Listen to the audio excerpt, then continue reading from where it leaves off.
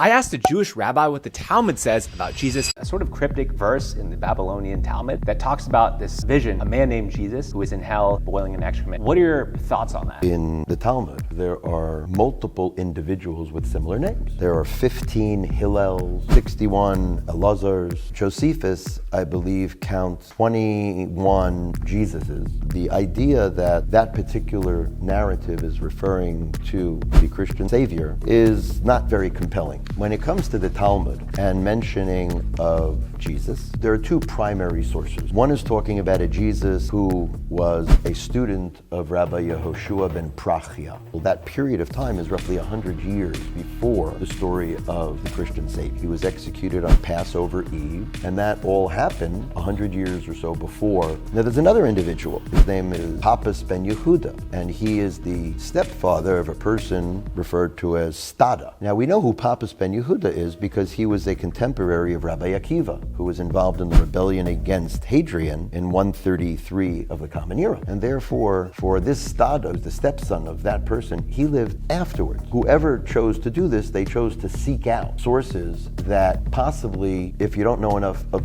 who's who, could sound like it refers to Jesus. They really have nothing to do with that. Are you familiar with a priest, John P. Meyer? He has a book called Marginal Jew. He is one of the primary authorities on early history and Jesus. He writes the following: in the earliest rabbinic sources, there is no clear or even probable reference to Jesus of Nazareth. Jewish literature of the early Christian period offers no independent source for inquiry into the historical Jesus. Indeed, why should it? Engaged in a fierce struggle for its own survival and definition, early rabbinic Judaism had other matters on its mind. So it seems like there's two different candidates. In both of them, the timeline just doesn't match up. You can't even stretch it. Correct. I see.